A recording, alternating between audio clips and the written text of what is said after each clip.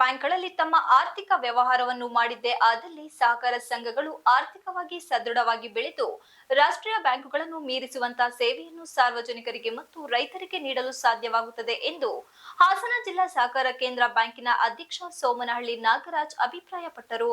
ಜಿಲ್ಲಾ ಸಹಕಾರ ಒಕ್ಕೂಟ ನಿಗಮ ಹಾಸನ, ಹಾಸನ ಜಿಲ್ಲಾ ಸಹಕಾರ ಕೇಂದ್ರ ಬ್ಯಾಂಕ್ ನಿಗಮ ಹಾಸನ, ಕರ್ನಾಟಕ ರಾಜ್ಯ ಸಹಕಾರ ಮಹಾಮಂಡಳಿ ನಿಗಮ ಬೆಂಗಳೂರು, ಹಾಸನ ಸಹಕಾರ ಹಾಲು ಉತ್ಪಾದಕರ ಸಂಘಗಳ ಒಕ್ಕೂಟ ನಿಗಮ ಹಾಸನ, ಆಲೂರು ಸಕಲೇಶಪುರ ತಾಲೂಕಿನ ಪ್ರಾಥಮಿಕ ಕೃಷಿ ಪತ್ತಿನ ಸಹಕಾರ ಸಂಘಗಳು, ಹಾಲು ಉತ್ಪಾದಕರ ಸಹಕಾರ ಸಂಘಗಳು ಹಾಗೂ ತಾಲೂಕಿನ ಎಲ್ಲಾ ರೀತಿಯ ಸಹಕಾರ ಸಂಘಗಳು ಮತ್ತು ಸಹಕಾರ ಆಡಳಿತ ಮತ್ತು ಲೆಕ್ಕ ಪರಿಶೋಧನಾ ಇಲಾಖೆ ಹಾಸನ ಇವರ ಸಂಯುಕ್ತಾಶ್ರಯದಲ್ಲಿ ಹಮ್ಮಿಕೊಂಡಿದ್ದ 71ನೇ ಅಖಿಲ ಭಾರತ ಸಹಕಾರ ಸಪ್ತಾಹ 2024 ಕಾರ್ಯಕ್ರಮದ ಅಧ್ಯಕ್ಷತೆ ವಹಿಸಿ ಮಾತನಾಡಿದ ಅವರು, ಸನ್ಮಾನ್ಯ ದೇವೇಗೌಡರು ಹಾಗೂ ರೇವಣ್ಣನವರ ದೂರದೃಷ್ಟಿಯಿಂದ ಹಾಸನ ಜಿಲ್ಲೆ ಎಚ್ಡಿಸಿಸಿ ಬ್ಯಾಂಕ್, ಹಾಸನ ಜಿಲ್ಲಾ ಸಹಕಾರ ಹಾಲು ಉತ್ಪಾದಕರ ಒಕ್ಕೂಟ, ಹೇಮಾವತಿ ಸಹಕಾರಿ ಸಕ್ಕರೆ ಕಾರ್ಖಾನೆ ಇವರ ಸಹಕಾರದಿಂದ ಉತ್ತಮ ಮಟ್ಟಕ್ಕೆ ತಲುಪಿ ಎಲ್ಲರೂ ಒಬ್ಬರಿಗೊಬ್ಬರು ಎಲ್ಲರಿಗೂ ಸಹಕಾರ ತತ್ವವನ್ನು ಪ್ರತಿಯೊಬ್ಬರೂ ಅಳವಡಿಸಿಕೊಂಡಿದ್ದೇ ಆದಲ್ಲಿ ಸಹಕಾರ ಸಂಘಗಳು ಉತ್ತಮ ರೀತಿಯಲ್ಲಿ ನಿರ್ವಹಿಸಬಹುದು ಎಂದು ರಾಜ್ಯ ಅಪೆಕ್ಸ್ ಬ್ಯಾಂಕ್ ಕೇಂದ್ರ ನಬಾರ್ಡ್ನಿಂದ ನೀಡುತ್ತಿದ್ದ ಅನುದಾನವನ್ನು ಕಡಿತಗೊಳಿಸಿದ್ದು ಖಂಡನೀಯವಾಗಿದ್ದು, ಇದರಿಂದ ಸಹಕಾರ ಸಂಘಗಳ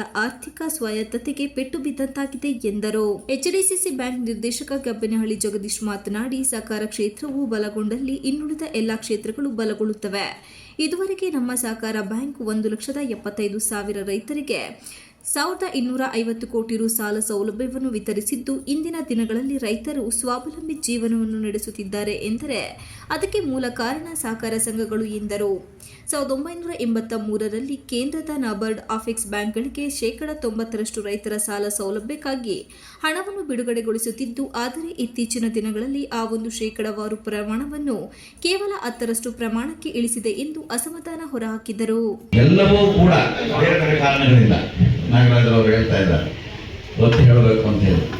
ಹಾಗಾಗಿ ನಮ್ಮ ಸಹಕಾರ ಸಂಘಗಳನ್ನ ತಮ್ಮ ಶಕ್ತಿಯ ಮೇಲೆ ನಿಲ್ಲುವ ಹಾಗೆ ನಾವೆಲ್ಲರೂ ಕೂಡ ಆ ಒಂದು ವಾತಾವರಣವನ್ನು ಸೃಷ್ಟಿ ಮಾಡಬೇಕಾಗಿದ್ದು ನಮ್ಮ ಕರ್ತವ್ಯ ಆಗಿದೆ.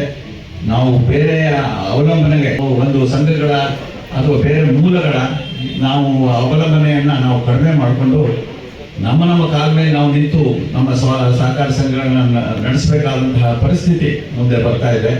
ಹಾಗಾಗಿ ವಿವಿಧ ವೈವಿಧ್ಯತೆಯ ವ್ಯವಹಾರಗಳನ್ನು ನಾವು ಮಾಡ್ತಕ್ಕಂಥ ಒಂದು ದಾರಿಯಲ್ಲಿ ನಾವೆಲ್ಲರೂ ಕೂಡ ಮುಂದಿನ ದಿನಗಳಲ್ಲಿ ಆ ಒಂದು ದಿಕ್ಕಿನಲ್ಲಿ ಯೋಚನೆ ಮಾಡಬೇಕಾಗ್ತದೆ.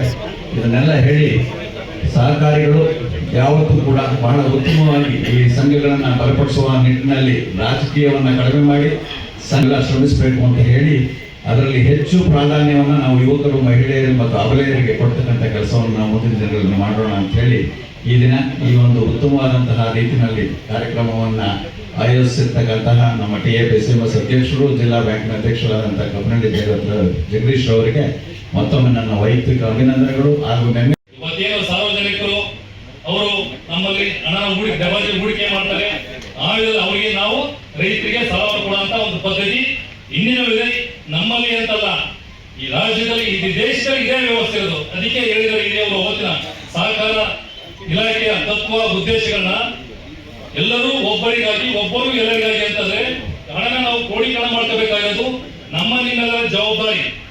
ನಾವು ನಮ್ಮಲ್ಲಿ ಏನಾಗಿದೆ ಅಂತಂದ್ರೆ ಕೆಲವರು ನಮ್ಮ ರೈತರು ಏನ್ ಮಾಡ್ತಾರೆ ಅಂತಂದ್ರೆ ರಾಷ್ಟ್ರೀಕೃತ ಬ್ಯಾಂಕ್ ಹಣ ಕೊಡಿಸ್ಕೊತಾರೆ, ಅಲ್ಲಿ ಡೆಪಾಸಿಟ್ ಮಾಡ್ತಾರೆ, ನಮ್ಮಲ್ಲಿ ಒಂದು ಸಾಲ ಕೇಳ್ತಾರೆ.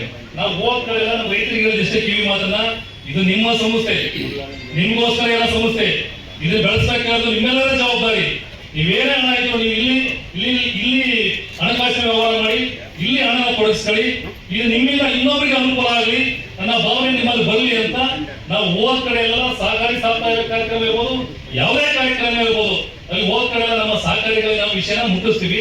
ಹಂಗೂ ಕೆಲವು ಏನಾಗಿದೆ ಅಂತಂದ್ರೆ, ಇದು ಸರ್ಕಾರ ಹಣಪ್ಪ, ಬಡ್ಡಿ ಇಲ್ದಾನ, ನಾವು ಯಾವ ಕಡೆ ಒತ್ತಡ ಹಾಕಿ ಸಾಲ ತಗೊಳ್ಳೋಣ, ನೋಡ ಯಾವಾಗ ಮುಂದೆ ಸರ್ಕಾರ ಬಂದ್ರೆ ಸಾಲ ಮನ್ನಾ ಮಾಡ್ತೇವೆ, ಆ ಭಾವನೆ ಇದೆ. ಖಂಡಿತ ಆ ಭಾವನೆ ಇದ್ರೆ ಸಹಕಾರಿ ಕ್ಷೇತ್ರ ಬೆಳಿಲಿಕ್ಕೆ ಸಾಧ್ಯ ಇಲ್ಲ. ಮಂಜುನಾಥ್ ಸಹಕಾರ ಅಭಿವೃದ್ಧಿ ಅಧಿಕಾರಿ, ಆಲೂರು ಸಕಲೇಶಪುರ, ರಾಘವೇಂದ್ರ VN ನವೀನ್ ಮೇಲ್ವಿಚಾರಕರು, ಹಾಸನ ಜಿಲ್ಲಾ ಸಹಕಾರ ಕೇಂದ್ರ ಬ್ಯಾಂಕ್ ನಿಗಮ ಪುಟ್ಟರಾಜು, HR ಅಣ್ಣಪ್ಪ, ಭವ್ಯ ವಿಸ್ತರಣಾಧಿಕಾರಿಗಳು, ಹಾಸನ ಸಹಕಾರ ಹಾಲು ಒಕ್ಕೂಟ ನಿಗಮ ಇತರರು ಉಪಸ್ಥಿತರಿದ್ದರು. Pradeep, TV 46 Malenadu News, Aluru.